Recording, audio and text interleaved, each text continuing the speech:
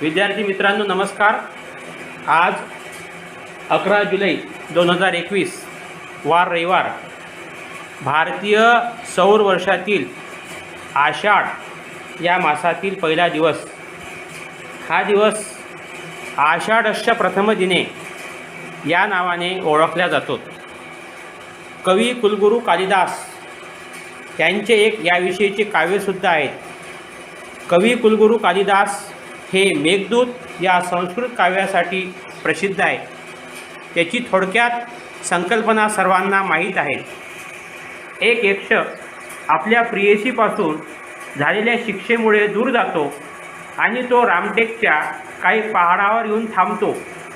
जेव्हा मृग नक्षत्रातील आषाढ महिन्यातील ढग पाणी घेऊन येतात तेव्हा हा यक्ष त्यांच्यामार्फत आपल्या प्रेयसीला एक प्रकारचा संदेश पाठवतो। ही मेघदूत या काव्याची मूळ संकल्पना आहे। आषाढस्य प्रथम दिने या अंतर्गत स्वर्गीय भारतसिंह ठाकूर कला वाणिज्य विज्ञान महाविद्यालय अंतर्गत त्रिभाषा सूत्राचा वापर करून आपण आजचा हा कार्यक्रम आयोजित केलेला आहे। आजच्या या कार्यक्रमाला अध्यक्ष म्हणून अविनाश ढाकुलकर हे आपल्यामध्ये उपस्थित आहेत। तसेच कार्यक्रमाचे प्रमुख पाहुणे म्हणून गोविंदरावजी भिसे, निलेश लोखंडे, सतीश भुजाडे, जयंतसिंह ठाकूर आणि आमचे भुजाडे काका या ठिकाणी उपस्थित आहेत। अध्यक्ष आणि मान्यवरांना विनंती आहे की त्यांनी संस्थेचे मूळ संस्थापक स्वर्गीय भारतसिंह ठाकूर यांच्या प्रतिमेचं पूजन करावं। मान्यवरांना विनंती आहे की त्यांनी पूजनासाठी यावं।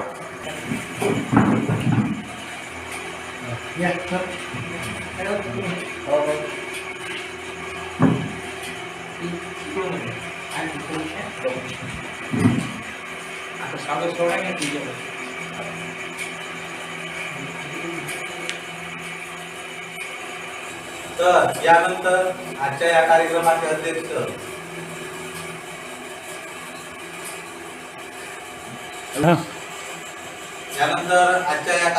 अध्यक्ष माननीय श्री अविनाश ढाकुलकर यांचं स्वागत करण्याकरता आमंत्रित करतो किरण सरांना।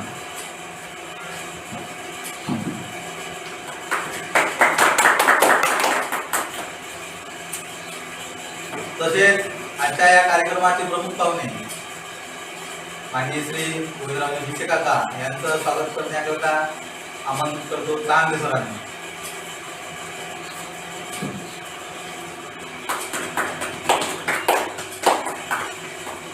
तसेच आजच्या या कार्यक्रमाचे प्रमुख पाहुणे जयंतसिंह ठाकूर सर यांचं स्वागत करण्याकरता आमंत्रित करतो किरण सरांना।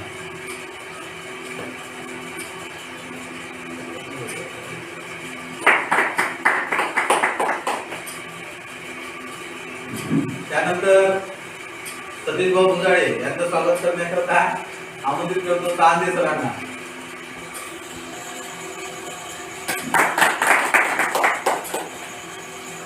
त्यानंतर निलेश भाऊ लोखंडे यांचं स्वागत करण्याकरता आमंत्रित करतोय चांदे सर।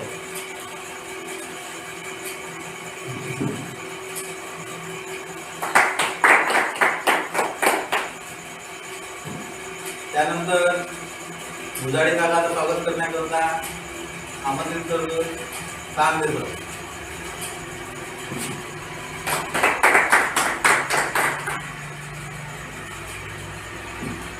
पुन्हा एकदा सर्वांचे शब्दसुमनात स्वागत करतो।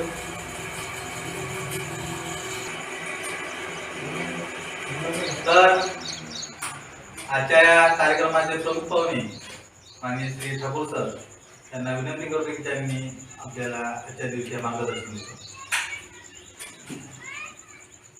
संस्थेचे आधारस्तंभ श्री भारतसिंह ठाकूर यांचे छायाचित्र यांना प्रथमतः वंदन करतो। आजच्या या कार्यक्रमाचे अध्यक्ष श्री अविनाश ढाकुलकर, प्रमुख पाहुणे श्री गोविंदभाऊ भिसे, सतीशजी भुजाडे, लोखंडे सर आणि भुजाडे काका। त्रिभाषा सूत्रानुसार जेव्हा आपल्या देशाचा कारभार द्विभाषा सूत्रेनुसार चालेल असं स्वीकारण्यात आलं, त्यावेळेस एक मातृभाषा, एक देशाला जोडणारी भाषा आणि एक आंतरराष्ट्रीय भाषा हे सूत्र आपण स्वीकारलं. भारतामध्ये अनेक भाषा बोलल्या जातात आणि अनेक बोलीभाषा सुद्धा बोलल्या जातात. या सर्व भाषांना एकत्र जोडण्यासाठी, सर्व लोकांमध्ये एकोपा होण्यासाठी आणि देशाचा कारभार सुरळीत चालण्यासाठी त्रिभाषा सूत्र ज्यावेळेस अवलंबलं गेलं, त्यामुळं देशात एकात्मता निर्माण झाली, सगळ्यांचे व्यवहार सुरळीत झाले आणि शिक्षणाला सुद्धा अभ्यासासाठी एक प्लॅटफॉर्म मिळाला, ज्याच्यातून विद्यार्थी आज आपलं भविष्य घडवित आहेत. आज या स्वर्गीय भारतसिंह ठाकूर कला वाणिज्य विज्ञान महाविद्यालयात हा कार्यक्रम आयोजित करण्यात आला. या कार्यक्रमासाठी आणि येणाऱ्या सगळ्या कार्यक्रमांसाठी या महाविद्यालयाला सुयश चिंतितो आणि या महाविद्यालयाची उत्तरोत्तर प्रगती हो अशी अपेक्षा करतो. मला या ठिकाणी 2 शब्द बोलण्यासाठी ही संधी दिली त्याबद्दल आयोजकाचे धन्यवाद.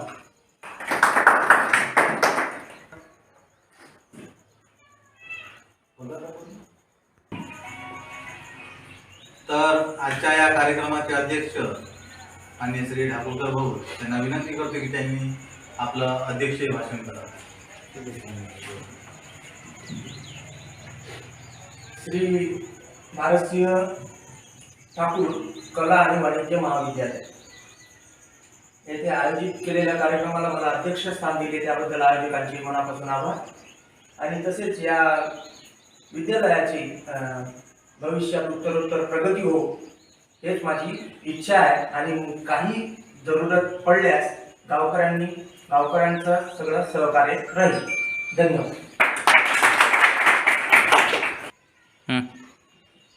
तर आजच्या या कार्यक्रमाला ज्यांनी आपलं अध्यक्षस्थान स्वीकारलं ते ठाकूरकर भाऊ यांचे या ठिकाणी विशेष आभार मानतो. त्याचप्रमाणे ज्यांनी आजच्या या कार्यक्रमाचं प्रमुख पाहुणे म्हणून स्थान स्वीकारलं ते आमच्या संस्थेचे अध्यक्ष माननीय श्री गोविंदराव विषे काका यांचे सुद्धा आभार मानतोय. त्यानंतर माननीय श्री जयंत शेठ ठाकूर सर यांनी सुद्धा आपलं स्थान या ठिकाणी वेळाचा वेळ काढून ग्रहण केलं, त्यांचे सुद्धा या ठिकाणी विशेष आभार मानतो. त्याचप्रमाणे सतीशभाऊ गुंजाडे यांनी सुद्धा आपलं स्थान या ठिकाणी ग्रहण केलं, त्यांचे सुद्धा आभार मानतोय. तसेच आमचे मित्र निलेशभाऊ लोखंडे यांनी सुद्धा वेळाचा वेळ काढून आजच्या या कार्यक्रमाला आपली उपस्थिती दर्शविली, त्यांचे सुद्धा विशेष आभार मानतोय. आमचे काका उजाडे काका यांनी सुद्धा या कार्यक्रमाला आपली उपस्थिती दर्शवली, त्यांचे सुद्धा आभार मानतोय. आणि आजचा हा कार्यक्रम अध्यक्षाच्या वतीने संपलाय असे जाहीर करतो. यानंतर पुढचे भाषण हे पुढच्या भाषणाला सुरुवात करतो. त्यानंतर आजचा हा उद्घाटनाचा सोहळा या ठिकाणी संपन्न झाला. यानंतर लगेच भाषणाला. मित्रांनो नमस्कार. सर्वप्रथम आमच्या संस्थेचे मूळ संस्थापक स्वर्गीय भारतसिंह ठाकूर सर यांच्या प्रतिमेला अभिवादन करतोय. आज 11 जुलै 2021 वार रविवार भारतीय सौर वर्षातील आषाढस्स प्रथम दिने कवी कुलगुरू कालिदास या नावाचे आहे. ही स्मृती मनात नेहमी राहावी म्हणून त्रिभाषा सूत्र अंतर्गत एक आगळावेगळा कार्यक्रम स्वर्गीय भारतसिंह ठाकूर कला वाणिज्य विज्ञान महाविद्यालय जवळा, गुरुकुल इंग्लिश स्कूल जवळा, तालुका आर्णी, जिल्हा यवतमाळ, यशवंतराव चव्हाण महाराष्ट्र मुक्त विद्यापीठ नाशिकचे अभ्यासक्रम 1417, टिळक महाराष्ट्र विद्यापीठ पुणे माहिती केंद्र 673 यांच्या संयुक्त विद्यमाने आज आपल्या कॉलेजमध्ये हा कार्यक्रम आयोजित केला. तर या कार्यक्रमाला एक जबाबदार व्यक्ती म्हणजे ज्याच्या कार्यक्रमाचे अध्यक्ष माननीय श्री डॉक्टर देवेंद्र कुंचे माजी प्राचार्य शिवशक्ती महाविद्यालय बाबुळगाव जिल्हा यवतमाळ यांना विनंती करतो की त्यांनी आजच्या कार्यक्रमाचं अध्यक्षस्थान स्वीकारावं. त्याचप्रमाणे आजच्या या कार्यक्रमाचे प्रमुख पाहुणे प्राध्यापक डॉक्टर सरिता शिंदे, हिंदी विभाग अमलोचन महाविद्यालय यवतमाळ यांना सुद्धा विनंती करतो की त्यांनी आपलं स्थान ग्रहण करावं.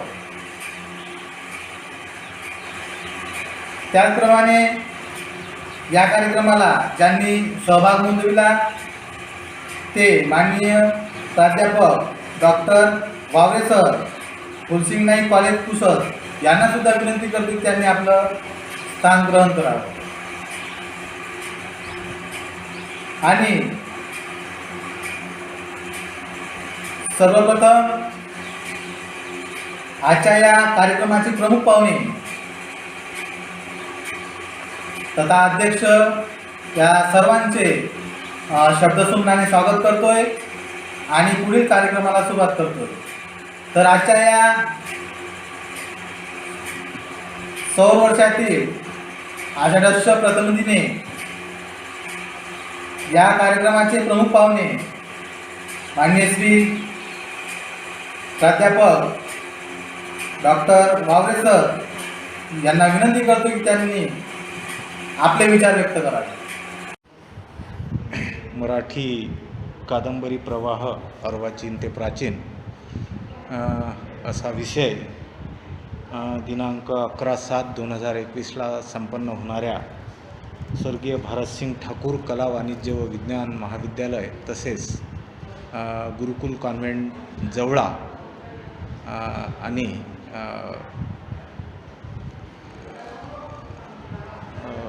यशवंतराव चव्हाण मुक्त विद्यापीठ नाशिक सेंटरच्या वतीने हा मराठी कादंबरीवरील एक विषय मला या ठिकाणी डॉक्टर ठाकूर सरांनी दिलेला.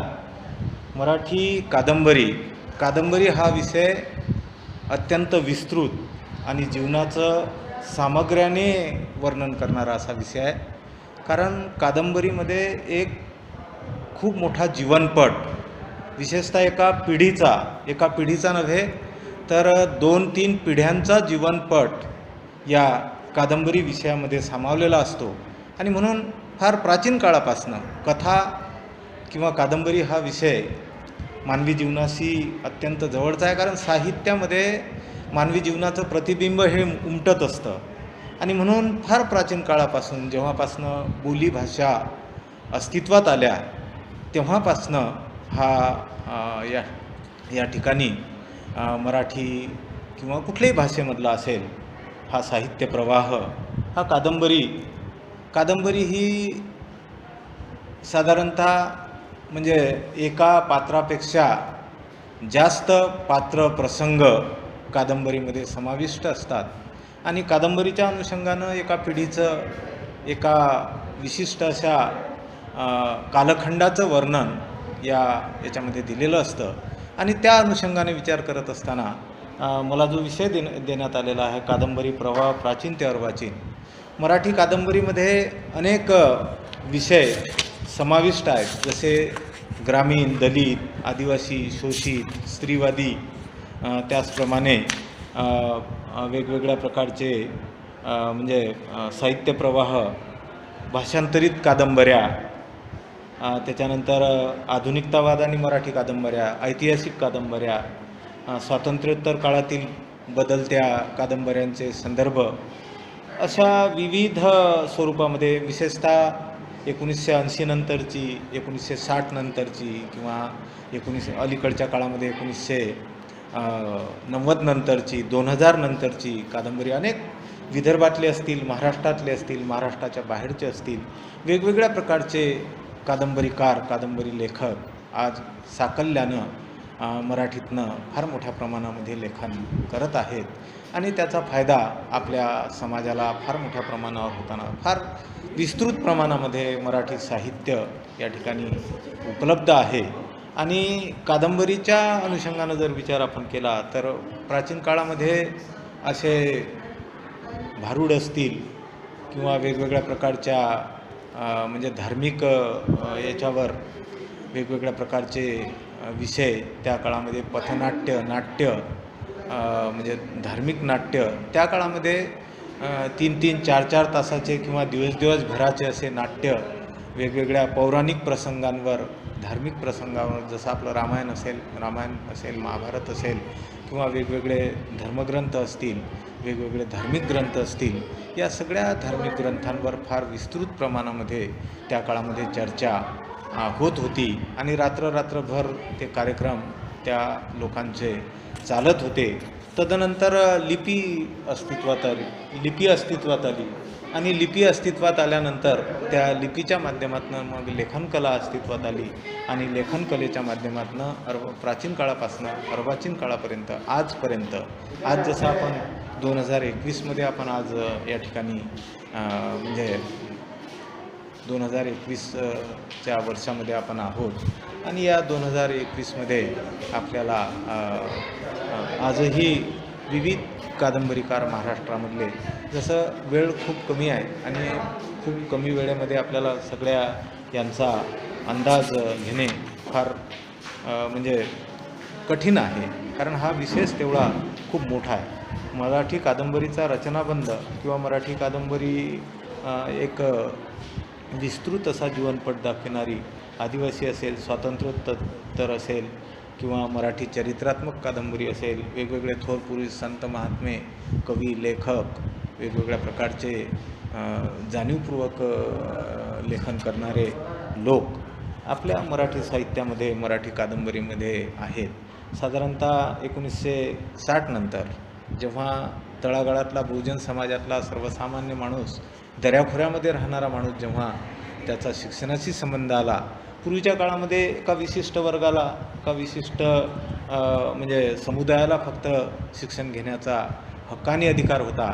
इतर जो बहुजन समाज होता आपला, त्या बहुजन समाजाला कोणत्याही प्रकारचे हक्कानी अधिकार तत्कालीन व्यवस्थेने नाकारलेले होते आणि म्हणून गट्स असून, पात्रता असून, टॅलेंट असून त्यांना कोणत्याही प्रकारचं आपलं अस्तित्व त्या ठिकाणी दाखवता येत नव्हतं. एखाद्याने कोणी काही लिहिण्याचाही प्रयत्न केला तर ते त्याचं ग्राह्य धरलं जात नव्हतं, मानलं जात नव्हतं. अशा प्रकारची ती सगळी परिस्थिती त्या काळामधली होती आणि म्हणून कादंबरी म्हणजे असा विषय आहे की कादंबरीमध्ये साधारणतः म्हणजे एखाद्या पिढीमध्ये त्या घराण्याचं किंवा त्या व्यक्तीच्या आलेल्या एकूणच त्याच्यावर आलेले जे काही सामाजिक, आर्थिक, राजकीय किंवा इतर जे काही प्रसंग त्याच्या जीवनामध्ये जन्मापासनं मृत्यूपर्यंतचं वर्णन किंवा त्याच्या कार्यकर्तृत्वाचा संपूर्ण आलेख हा कादंबरी वाङ्मयामध्ये आलेला असतो आणि म्हणून कादंबरी हा विषय जो आहे हा अत्यंत विस्तृत आहे.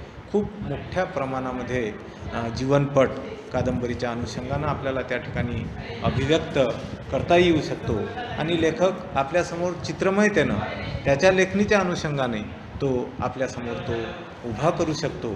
एवढं या कादंबरीच्या याच्यामध्ये आपल्याला दिसून येते आणि या सगळ्या गोष्टींचा जर आपण विचार केला, ग्रामजीवनाचं एकूणच खेड्यातल्या या परिस्थितीचा जाणीवपूर्वक विचार या कादंबरी वाङ्मयामध्ये आपल्याला घेता येऊ शकतो आणि राजकारण असेल, समाजकारण असेल, अर्थकारण असेल, ग्रामजीवन असेल, स्त्रीवादी भूमिका असतील किंवा एकूणच जीवनाच्या अनुषंगानं, जीवनातल्या एकूणच भूमिकांच्या अनुषंगानं आपल्या समाजामध्ये जे काही वेगवेगळे प्रवाह आहेत, ज्या काही जातीयता आहे, अंधश्रद्धा आहे, वेगवेगळ्या प्रकारचे सध्या आपण पाहतो की वैज्ञानिक दृष्टिकोनातून आपण खूप पुढे गेलेलो आहोत. अनेक प्रकारच्या सुधारणा अलीकडे आपल्या याच्यामध्ये झालेल्या आहेत आणि त्या सुधारणांचा अंदाज घेऊन आज विविध विषयांवर कादंबरीचे अनेक प्रवाह सगळ्या याच्यामध्ये आहेत आणि अर्वाचीन प्राचीनचा जर आपण विचार केला, अर्वाचीन वाङ्मयाचा जर विचार केला तर अलीकडच्या काळामध्ये हा जो तळागाळातला सर्वसामान्य माणूस आहे हा आपले अनुभव अभिव्यक्त करू लागला, हा आपल्या अनुभवाने लिहू लागला, आपली भूमिका तो मांडू लागला, आपल्या भूमिकेतून तो विचार करू लागला आणि त्यातून या सगळ्या गोष्टींचा अत्यंत जाणीवपूर्वक असा विचार आपल्याला याच्यामध्ये आलेला असा आपल्याला दिसतो आणि या भूमिकेतून या सर्व कादंबरी वाङ्मयाचा अदमास घेत असताना, कादंबरी वाङ्मय जाणीवपूर्वक लक्षात घेत असताना, कादंबरी हा जो विषय आहे हा म्हणजे एक विस्तृत कथा, एक छोटा एखादा बिंदू पकडून, एखाद्या व्यक्तिमत्वामधला एखादा विशिष्ट पैलू पकडून किंवा एखाद्या समाजाचा किंवा एखाद्या भौगोलिक परिस्थितीचा त्या ठिकाणचा एक अंदाज घेऊन आपल्याला ह्या कादंबरीचा पट हा उभा करता येऊ शकतो आणि त्यातून लेखक आपल्या शैलीने, आपल्या भूमिकेने, त्याच्याकडे असलेली जी प्रतिभा आहे, त्यांनी जे बघितलेलं आहे आपल्या जीवनामध्ये, तशा टाईपचं एक आदर्शवादावर आधारित असलेलं जीवन तो उभं करण्याचा प्रयत्न आपल्या या लेखनामध्ये करत असतो. आणि म्हणून कादंबरीच्या अनुषंगाने स्वातंत्र्योत्तर काळ असेल किंवा सध्याचा सांप्रत काळ असेल, राजकारण समाजकारणामध्ये कोणकोणते सध्या बदल या ठिकाणी होत आहेत, त्या बदलाचा जर आपण अंदाज घेतला तर कादंबरी हा अत्यंत महत्त्वाचा असा विषय आपल्या मराठी साहित्यामधलाच नव्हे तर एकूणच जागतिक स्तरावर जे काही साहित्य निर्मिती होते त्यामध्ये कादंबरी हा विषय अत्यंत मौलिक पद्धतीनं या ठिकाणी मांडण्याचा प्रयत्न केला गेलेला असतो. समाजामधले तळागाळातले असतील, भटके विमुक्त असतील किंवा आदिवासी असतील किंवा ग्रामीण समाज असेल, शेतकरी कष्टकरी असतील किंवा कारखानदारीमध्ये औद्योगिकरणामध्ये काम करणारी माणसं असतील, या सगळ्यांचा त्या ठिकाणी जाणीवपूर्वक विचार कादंबरीच्या अनुषंगानं आपल्यापर्यंत येऊ शकतो. आणि म्हणून ही भूमिका लक्षात घेत असताना या सगळ्या बाबींचा कादंबरींच्या अनुषंगाने विचार करत असताना आपल्याला जो वेळ दिलेला आहे कादंबरी वाङ्मयाचं एकूणच म्हणजे विचार करत असताना, कादंबरी हा विषय जरी फार विस्तृत प्रमाणामध्ये असला तरी कादंबरीच्या अनुषंगाने आपल्याला 1900 साधारणतः पाश्चिमात्य काळापासून जशी महाकाव्य निर्माण झाली, वेगवेगळ्या प्रकारचे त्या ठिकाणी जाणीवपूर्वक मानवी जीवनाला पुढे नेणारे, मानवी जीवनाचा अंदाज घेणारे स्वातंत्र्यपूर्व काळामधील आणि स्वातंत्र्योत्तर काळामधील मर्ढेकरांच्या कादंबऱ्या असतील किंवा विश्राम बेडेकरांच्या कादंबऱ्या असतील किंवा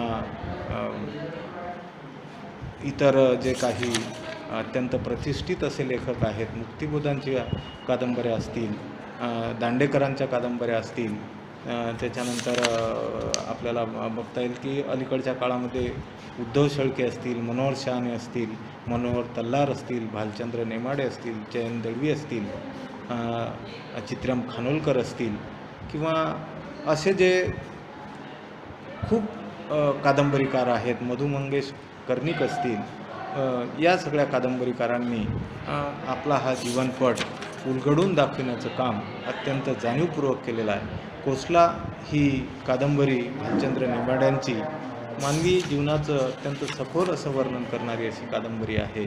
स्वातंत्र्योत्तर काळ जर आपण बघितला तर या 1960 नंतर धग आणि कोसला या कादंबरींनी फार असं जीवनाचं असं विस्तृत दर्शन या ठिकाणी घडवून आपल्याला एक जाणीवपूर्वक त्या ठिकाणी एक भूमिका आपल्यासमोर मांडण्याचा प्रयत्न त्यांनी केलेला आहे. आणि वेगवेगळ्या प्रकारच्या कादंबऱ्यांचा अंदाज घेत असताना 1960 नंतर म्हणजे दलित कादंबऱ्या असतील, त्याच्यामध्ये बाबुल असतील, केशव मेश्राम असतील, हमू मराठे असतील, चित्रम देशमुख असतील, अशोक भटकर असतील, वसंत वरखेडकर असतील, मनोहर शहाणे असतील, मेड इन इंडियाकार पुरुषोत्तम बोरकर असतील, झेल झपाटवाले मधुकर वाकोडे असतील, हाकुमेवाले सुरेश द्वादशीवार असतील आणि कारावासातून जे काही लिहिल्या गेलं त्याच्यामध्ये गौरी देशपांडे असतील,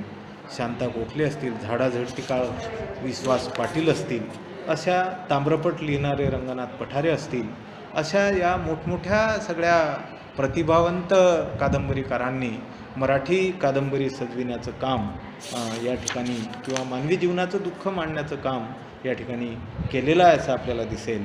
आणि म्हणून या सगळ्या बाबींचा विचार करत असताना मराठी कादंबरी खऱ्या अर्थाने एक म्हणजे अनेक पुरस्कारसुद्धा मराठी कादंबरी वि स खांडेकरांच्या म्हणजे कादंबरीला पहिला या ठिकाणी ज्ञानपीठसुद्धा प्राप्त झालेला आहे. आणि म्हणून मराठी कादंबरी वाङ्मय हा अत्यंत असा महत्त्वाचा भाग आहे. आपटे असतील, फडके असतील किंवा हरिनारायण आपटे यांना मराठी कादंबरींचे म्हणजे आधुनिक मराठी कादंबरीचे जनक असं म्हटलं जातं. आणि स्वातंत्र्यपूर्व काळामध्ये जे काही पारतंत्र्य आपल्या वाट्याला आलेलं होतं, त्यातनं जे काही भयंकर अशी विदारक परिस्थिती आपल्यावर निर्माण झालेली होती, या विदारक परिस्थितीचा सुद्धा अंदाज या कादंबरी वाङ्मयामध्ये घेतल्या गेलेला आहे. आणि जे काही भारतीय समाजाचं दुःख होतं, मग ते सर्व पातळ्यांवरलं ते दुःख या साहित्य निर्मितीच्या माध्यमातून, विस्तृत अशा लेखनाच्या माध्यमातून, कादंबरीच्या माध्यमातून आपल्याकडे मांडण्याचा जाणीवपूर्वक प्रयत्न या ठिकाणी झालेला आहे. आणि या भूमिकेतून कादंबरी वाङ्मयाकडे बघत असताना मला जो काही 10 मिनिटाचा वेळ या ठिकाणी देण्यात आलेला आहे, मी भारतसिंह ठाकूर कला वाणिज्य विज्ञान महाविद्यालय जवळा आणि गुरुकुल कॉन्व्हेंट जवळा, तसेच यशवंतराव चव्हाण मुक्त विद्यापीठ नाशिक सेंटर जवळा यांच्या संयुक्त विद्यमाने हा जो काही या ठिकाणी सेमिनार आयोजित केलेला आहे, या सेमिनारमध्ये मला या ठिकाणी आमचे ठाकूर सरांनी बोलण्याची या ठिकाणी संधी दिली. आणि माझ्या शब्दामध्ये मला जे काही 10-15 मिनटामध्ये जे काही मराठी कादंबरीच्या संदर्भामध्ये जे काही मांडता आलं, जो विषय मला दिला होता मराठी कादंबरी प्रवाह व प्राचीन ते अर्वाचीन, प्राचीन काळापासून आजपर्यंतचा हा खूप मोठा विषय आहे, माहितीपट आहे. हा आपल्याला एवढ्या छोट्या वेळेमध्ये मांडणं शक्य नाही, कारण कादंबरीतल्या एका जरी मुद्द्यावर बोलायचं म्हटलं तरी आपण 1 तास 2 तास बोलू शकतो, एवढं विस्तृत याच्यामध्ये सगळं आहे. आणि त्या भूमिकेतून मला हा विषय ठाकूर सरांनी दिला. मी माझे शब्द या ठिकाणी मला जमेल तसं, सुचेल तशा पद्धतीने या ठिकाणी मांडलं. आपण ते गोड करून घ्यावं अशा प्रकारची मी आपणास विनंती करतो आणि थांबतो. धन्यवाद. धन्यवाद वावरे सर. यानंतर आजच्या या कार्यक्रमाला ज्यांनी सहभाग नोंदविला ते प्राध्यापक डॉक्टर सरिता सिंघी, हिंदी विभाग, अमरोक्षण महाविद्यालय यवतमाळ यांना विनंती करतो की त्यांनी आपले विचार व्यक्त करावे. शुभ दोपहर. आज हिंदी साहित्य का महत्व इस विषय पर बोलना है. सबसे पहले हम हिंदी का महत्व जानते हैं. अभी हिंदी का महत्व क्या है, तो हिंदी की प्रसिद्धि आज देश से ही नहीं तो सर्व विश्व में हिंदी की प्रसिद्धि है. हिंदी भाषा ये सरल है और सबसे ज़्यादा भारत में बोली जाने वाली भाषा है. हर भारत में अलग अलग प्रदेश है, जैसा उत्तर प्रदेश है, मध्य प्रदेश है, उत्तराखंड है, तो उस प्रकार आंध्र प्रदेश है. तो जो प्रदेश में गए तो हर प्रदेश की भाषा, बोली भाषा अलग अलग है, तो हर बोली भाषा हम सीख नहीं पाते. तो इसीलिए और हर एक को इंग्लिश पूरा आना, अंग्रेजी आना ये भी संभव नहीं है. तो इसीलिए हिंदी अगर हमें आए तो हिंदी को राष्ट्रभाषा करके संबोधित किया गया, बल्कि वो राष्ट्रभाषा नहीं है लेकिन राजभाषा आवश्यक है. तो राष्ट्रभाषा नहीं है लेकिन राजभाषा आवश्यक है. लेकिन हिंदी ये सबसे ज़्यादा भारत में बोली जाने वाली प्रचलित भाषा है. हम अगर कहीं पर भी कौन से भी अगर प्रदेश में गए तो हम हिंदी भाषा अगर जानते हैं तो हम हमारा काम आसानी से वहाँ पर कर सकते हैं. तो इस प्रकार हिंदी का महत्व है. तो उसी प्रकार अभी साहित्य के महत्व के बारे में मैं जानकारी देना चाहती हूँ कि अभी मानव जीवन में साहित्य का सबसे अधिक महत्व है, क्योंकि साहित्य मतलब स प्लस हित, स प्लस हित मतलब सबका हित, उसके साथ साथ समाज का हित. इसीलिए साहित्य, स प्लस हित इज इक्वल टू साहित्य. उसके पीछे है सबका भला, सबका हित, इसीलिए साहित्य. तो मानव जीवन में साहित्य का सबसे अधिक महत्व है, क्योंकि साहित्य ही मनुष्य की बुराइयां का अंत करता है. साहित्य समाज का दर्पण होता है. समाज को साहित्य से ज्ञान की प्राप्ति होती है. हर युग में साहित्यकारों के द्वारा साहित्य लिखा जाता है. साहित्य की अनेक विधाएं होती है, जैसे कि खंडकाव्य, कहानी, महाकाव्य, नाटक आदि. साहित्य के माध्यम से ही हमें राजनीति साहित्य, विज्ञान साहित्य, इतिहास साहित्य, पत्र साहित्य आदि पढ़ने को मिलता है। साहित्य ने मनुष्य जीवन को सरल बनाया है। अनेक साहित्यकारों का मानना है कि साहित्य के बिना मनुष्य का जीवन अधूरा है। साहित्य के मुंशी प्रेमचंद जी का भी यही मानना था कि जीवन में साहित्य का बहुत बड़ा स्थान है। साहित्य से ही मनुष्य का जीवन खुशियों से भरता है। साहित्य से ही मनुष्य के जीवन में आनंद आता है। मुंशी प्रेमचंद जी कहते थे कि साहित्य के माध्यम से ही मनुष्य अच्छा बोलना, अच्छा सुनना सीखता है। अच्छे बातचीत करने के गुण साहित्य को पढ़कर ही आते हैं। जिस तरह से एक भवन की नींव नीचे से खड़ी की जाती है एवं नीचे की नींव को मजबूत किया जाता है और उस नींव पर पूरा भवन खड़ा रहता है, उसी तरह से मनुष्य का जीवन साहित्य से मजबूत होता है। साहित्य के द्वारा मनुष्य के अनेक विकारों को दूर किया जा सकता है। लोगों के कल्याण के लिए साहित्य का निर्माण किया गया था। साहित्य को पढ़कर ही हम साहित्यकार की भावनाओं को जान सकते हैं। साहित्यकार हमेशा लोगों की भलाई के लिए साहित्य लिखते थे। साहित्य मनुष्य के जीवन का दर्पण होता है, इसलिए हम कह सकते हैं कि साहित्य के बिना मनुष्य का जीवन अधूरा है। साहित्य के माध्यम से ही हम विज्ञान क्षेत्र को जान पाए हैं। साहित्य ही हमको सुख दुख के मायने दिखलाता है। साहित्य ही जो मनुष्य के जीवन को निखारता है, मनुष्य के जीवन को खुशियों से भरता है। साहित्य ही मनुष्य की सबसे बड़ी पूंजी होती है। साहित्य के माध्यम से हमें प्राचीन काल की घटित घटनाएं पढ़ने को मिलती है। अनेक साहित्यकारों का भी यह मानना है कि मनोरंजन से लेकर ज्ञान प्राप्त तक साहित्य का योगदान है। साहित्य से समाज को संस्कार प्राप्त होते हैं। समाज के अंदर जो विकार है उन विकारों को दूर करने में साहित्य का योगदान रहा है। साहित्यकारों का मानना है कि साहित्य को पढ़कर ही नव युवकों को ज्ञान प्राप्त होगा। साहित्य से ही मनुष्य के जीवन में सफलता पाने की चेतना जागृत होती है। समाज में साहित्य का प्रतिबिंब दिखाई देता है। समाज के अंदर जो विकार है उनको साहित्य के द्वारा ही दूर किया जा सकता है। जातिवाद, भेदभाव जैसी कृतियों को खत्म करने में साहित्य का महत्वपूर्ण योगदान रहा है और आगे भी साहित्य के माध्यम से जाति भेदभाव जैसी कृतियों को खत्म किया जा सकता है। साहित्य से ही हम हमारी संस्कृति को बचा सकते हैं। तो इस प्रकार साहित्य का महत्व है। उसी ही प्रकार साहित्य का स्वरूप क्या है? साहित्य किसी संस्कृति का ज्ञान कराने में महत्वपूर्ण भूमिका निभाती है। उदाहरण के लिए भक्ति काल के साहित्य में हिंदुओं के धार्मिक परंपराओं की जानकारी मिलती है।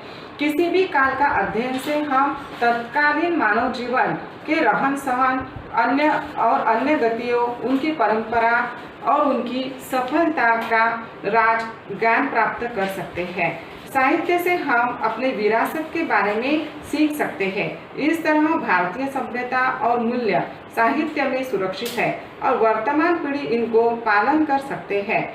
हिंदी साहित्य द्वारा कबीर, तुलसीदास, प्रेमचंद और यशपाल जैसे कवि एवं लेखक की प्रतिभा दुनिया को दिखाया गया है। जब हमारा देश अंग्रेजी सत्ता का गुलाम था, तब साहित्यकारों की लेखनी की ओजस्विता राष्ट्र के पूर्व गौरव और वर्तमान दुर्दशा पर केंद्रित थी। इस दृष्टि से साहित्य का महत्व वर्तमान में भी बना हुआ है। आज के साहित्यकार वर्तमान भारत की समस्याओं में पर्याप्त स्थान दे रहे हैं। उस लेखक महादेवी वर्मा, हरिशंकर परसाई और भीष्म साहनी के कई लेख विद्यालयों के पाठ्य पुस्तकों में पाई जा सकती है। भीष्म साहनी की चीफ की दावत से छात्रों को वृद्ध माता, पिता और दूसरे रिश्तेदारों को सम्मान और आदर से व्यवहार करने की सीख मिलती है। साहित्य पढ़ाने से हिंदी भाषा का प्रयोग होगा, जिससे हमारी संस्कृति की रक्षा भी होगी। इस तरह से साहित्य का प्रभाव नई पीढ़ी पर हमेशा रहेगा। आधुनिक काल में कुछ लेखकों ने सिर्फ लेख और कविता ही नहीं प्रकाशित की, लेकिन उन्होंने फिल्म जगत में भी अपना नाम बनाया है। उदाहरण के लिए कवि हरिवंश राय बच्चन का गाना रंग बरसे सिलसिला नाम का चलचित्र में प्रसिद्ध है। 1975 में भीष्म साहनी के प्रमुख रचना तमस को साहित्य अकादमी पुरस्कार दिया गया। तमस कहानी भारत के विभाजन पर आधारित है और यह 1988 में टीवी फिल्म पर बनाया गया था। हिंदी लेखकों को भारत राष्ट्र द्वारा कई पुरस्कारों से सम्मानित किया जाता है। इसी प्रकार हर देश की भाषा उनकी संस्कृति और सभ्यता को पहचान देती है। साहित्य समाज और संस्कृति का दर्पण है। उसी प्रकार साहित्य मीन्स स प्लस हित मीन्स सबका, उसके पीछे हित है, समाज का हित, राजनीतिक, वैज्ञानिक और व्यवहारिक, इन तीनों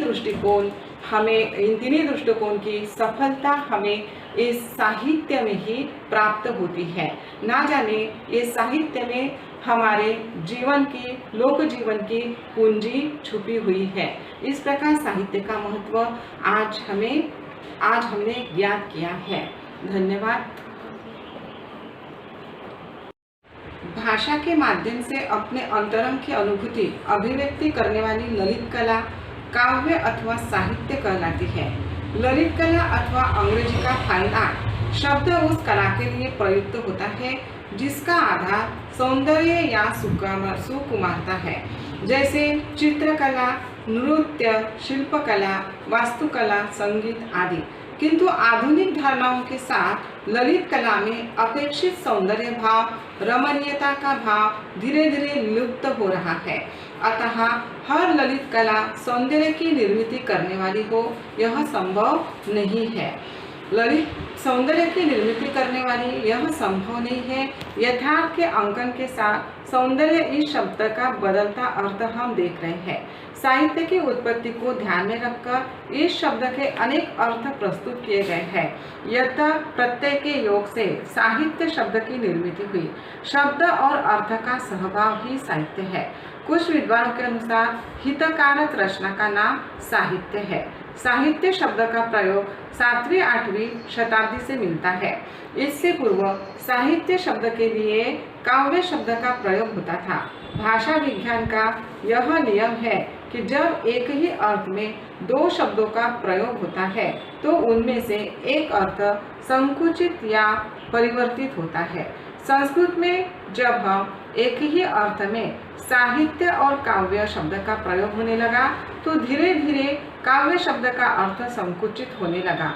आज काव्य का अर्थ केवल कविता है और साहित्य शब्द को व्यापक अर्थ में लिया जाता है।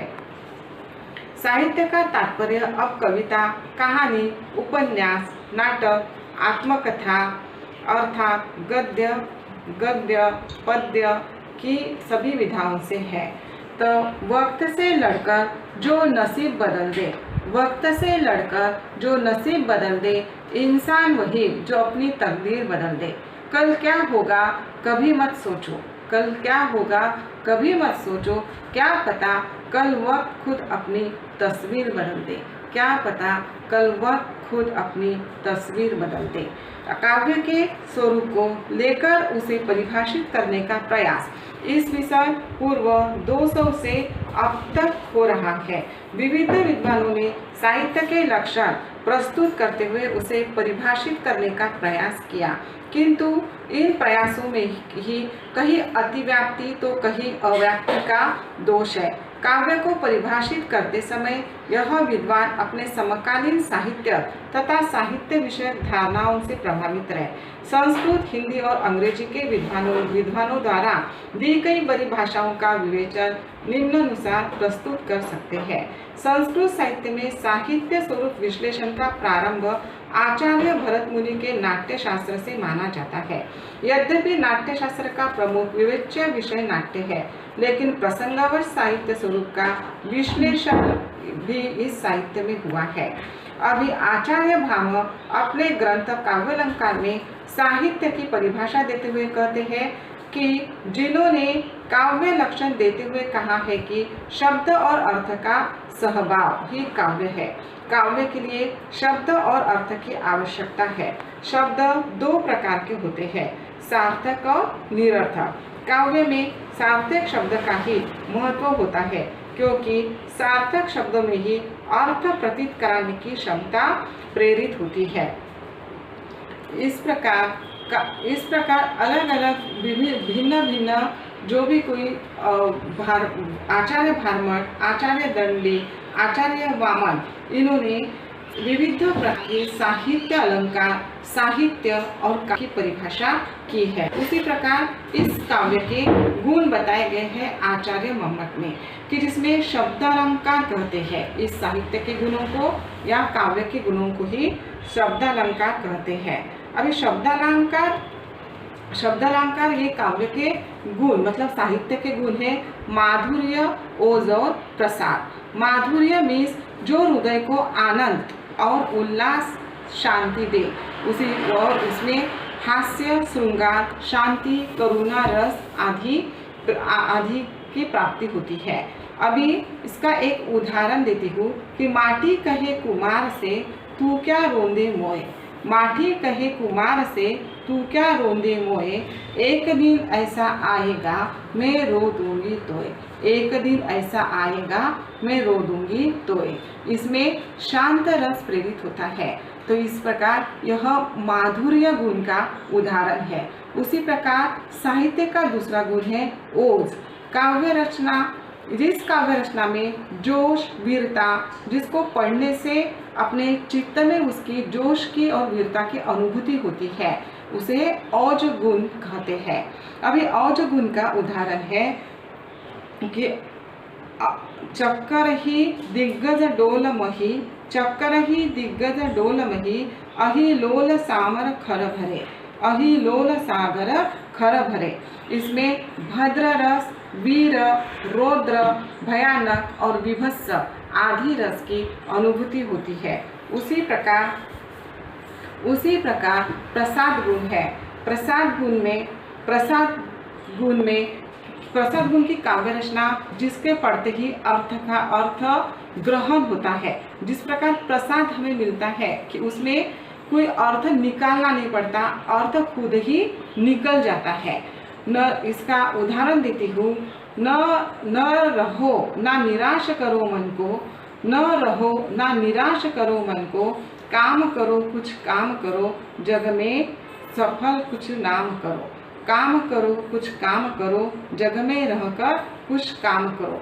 इस प्रकार इस साहित्य के 3 गुण माने जाते हैं, माधुर्य, ओज और प्रसाद। ना टूटने लगे हौसले तो बस ये याद रखना, ना टूटने लगे हौसले तो बस ये याद रखना, बिना मेहनत के हासिल तख्तों को ताज नहीं होते, बिना मेहनत के हासिल तख्तों के ताज नहीं होते। ढूंढ लेना अंधेरों में मंजिल अपनी, ढूंढ लेना अंधेरे में मंजिल अपनी, जुगनू कभी रोशनी के मोहताज नहीं होते, जुगनू कभी रोशनी के मोहताज नहीं होते।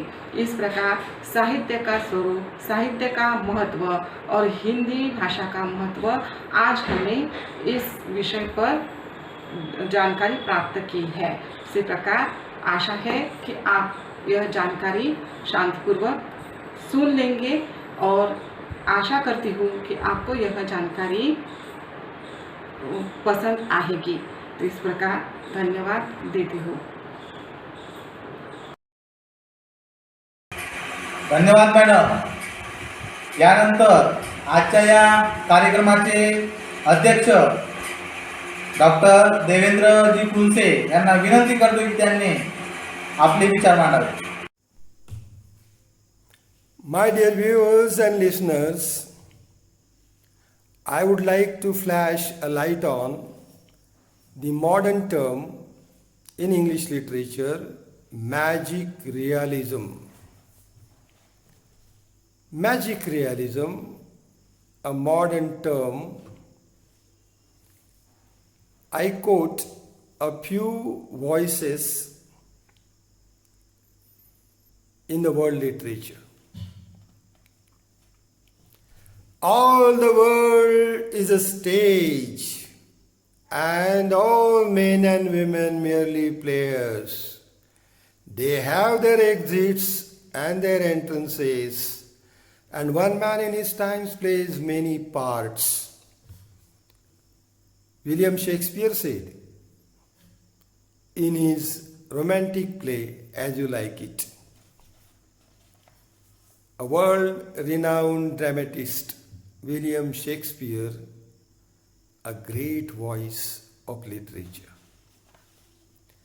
To follow knowledge like a sinking star beyond the utmost bound of human thought, Robert Browning said in his great poem Ulysses.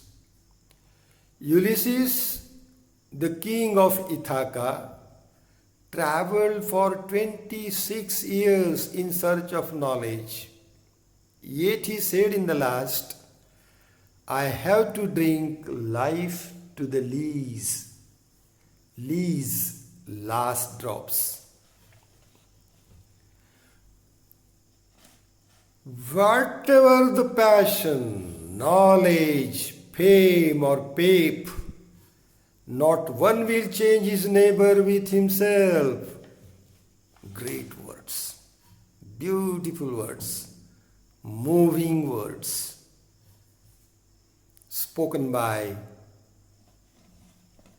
17th century poet Alexander Pope. My dear viewers, you have listened to these words of three great laureates in the world. In the light of these quoted lines, let me open my speech on magic realism. English literature is enriched with myriad of trends and movements. There are many trends and movements in English literature, right from Renaissance to this modern magic realism. In Marathi and Hindi, magic realism means jadui vastavavad. Jadu and vastav. Magic and reality. So, in a very simple words, magic realism is a blending, a mixture, an amalgamation of magic, fantastic, imaginary, and reality. It is a blending of fact and fiction. It is an amalgamation of magic and reality. It is a blending of imagination and reality. Magic realism is a term in English literature coined by the Cuban novelist Alejo Carpentier in 1940. Thereafter, many writers in the world writing in English tried to pen down their literature following magic realism. But the father of magic realism is popularly known, father of magic realism is Gabriel Garcia Marquez, the Colombian writer. This Colombian writer had written many novels, short stories using magic realism. The European people living in America and American people living in Europe, when they are shifting their lands, they try to mingle their cultures European into American, and American into European. Now, if we try to understand the term magic realism, we have to read some of the important writers: Gabriel Garcia Marquez, Toni Morrison, an Indian by birth, Salman Rushdie. Remember, reading a book on magic realism is a feast, yet it is a painstaking effort for the reader. Every reader who is willing to read a book on magic realism must be a careful reader. Without careful reading, we cannot reach to the meaning of this term. Now, I explained in a few words what magic realism is. I cite 4 examples of magic realism, the writings of magic realism. The first one is this book, a novel, long novel, written by Gabriel Garcia Marquez. The title is 100 Years of Solitude. 100 Years of Solitude.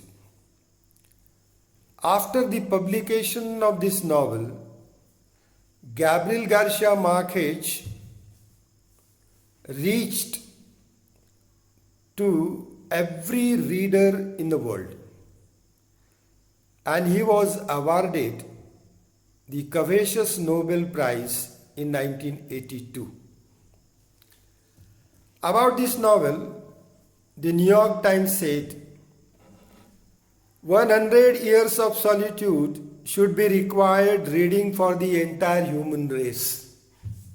Entire human race. A novel deals with a story of one family.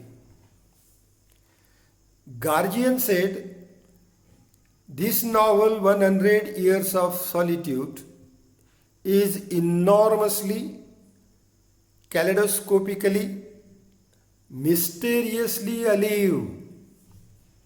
Remember, mysteriously alive. The second example I am going to cite is this book, Toni Morrison's great novel, The Bluest Eye. Toni Morrison was awarded the Nobel Prize in 1993 for literature. The Bluest Eye is a story of one couple, a black and white couple. About this novel, Daily Telegraph says, The Bluest Eye is a fine book, a lament for all starved and stunted children everywhere. Starved and stunted children everywhere. Yes, starved and stunted children. A great novel, a great voice in literature. The third example is a book by Salman Rushdie. His English book Midnight Children, translated into Hindi under the title आधी रात की संतानें, a great novel on magic realism. Salman Rushdie used this method, magic realism, in this novel. India and Pakistan partition. On the stroke of 12, 14th August going and 15th August coming, a breaking line. So, at the stroke of 12, the children born in India and children born in Pakistan, Midnight Children. It is a great novel, hilariously pathetic in nature, but a milestone in English literature. The fourth example I am going to cite from Hindi literature. A book, a very thin novel of 125 pages by Dr. Rahi Masum Raza, Neem Ka Ped. This novel is a realistic novel, but blended with a kind of a magic. Raza used partially magic realism. It is a story of two brothers told by a neem tree. Remember, the speaker of the novel is neem tree. So these 4 books, if we read these 4 books, we can understand what is magic realism is. Man lives in reality. Man dreams a dream during his sleep in night. But man loves fantastism. Man tries to forget his worries, anxieties, cares, sorrows, pathos, and he tries to come into some fantastic, imaginative world. So, man is a creature who loves reality as well as fantastism. Keeping the value of time in mind, I have to close this brief deliverance on the magic realism. I close my words expressing my sincere thanks to the organizers and my patient viewers. Thank you. Thank you very much. धन्यवाद कुलसे sir. यानंतर या कार्यक्रमाचा अंतिम टप्पा म्हणजे आभार प्रदर्शन. मी प्राचारण करतोय आमच्या संस्थेचे संचालक मान्य श्री प्राध्यापक ठाकूर सरांना. मित्रांनो, आज आषाढस्य प्रथमदिने या आयोजित कार्यक्रमाचे अध्यक्ष आणि उपस्थित सर्व वक्ते यांचे या ठिकाणी मी व्यक्तिशः आभार प्रदर्शन करण्यासाठी उपस्थित आहोत. हिंदी भाषा विकास आणि साहित्य लेखन या विषयावर अमोलक्षण महाविद्यालय यवतमाळच्या प्राध्यापक डॉक्टर सरिता सिंधी मॅडम ज्या हिंदी विभागातल्या आहेत, त्यांनी आपलं हिंदी भाषेतलं भाषण या ठिकाणी सादर केलं. या कारणे मी त्यांचा या ठिकाणी आभार व्यक्त करतो. पुसद येथील फुलसिंग नाईक विद्यालयाचे प्राध्यापक डॉक्टर वावरे सर आणि माझे गुरु, मी हे वाक्य पुन्हा सांगू इच्छितो की वावरे सर हे माझे गुरु आहेत, मला गुरुस्थानी आहेत. त्यांनी आमच्या विनंतीला मान देऊन मराठी कादंबरी प्रवाह, मराठी साहित्य प्रवाह याविषयी विद्यार्थ्यांना मार्गदर्शन केले. त्यांचा मी या ठिकाणी आभार व्यक्त करतो. आजच्या या कार्यक्रमाचे अध्यक्ष, मराठी विषयाचे लेखक, आमचे मार्गदर्शक, आमचे मित्र, माजी प्राचार्य, शिवशक्ती महाविद्यालय बाबुळगाव, जिल्हा यवतमाळ येथील माजी प्राचार्य डॉक्टर देवेंद्र पुंसे सर यांनी आमच्या विनंतीला मान देऊन इंग्रजी भाषेतलं भाषण सादर केलं. इंग्रजी साहित्याविषयी विद्यार्थ्यांना मार्गदर्शन केलं. तसेच या कार्यक्रमाचं अध्यक्षपद भूषविलं. आयोजकाच्या वतीने मी त्यांचा आभार व्यक्त करतो. भविष्यातही या सर्व मान्यवरांचं मार्गदर्शन, सहकार्य आम्हाला मिळत राहील. विद्यार्थी ही जोपासता वेळेस हे सगळे बांधव आम्हाला सहकार्य करतील अशी आशा व्यक्त करतो आणि या ठिकाणी थांबतो. जय हिंद, जय भारत.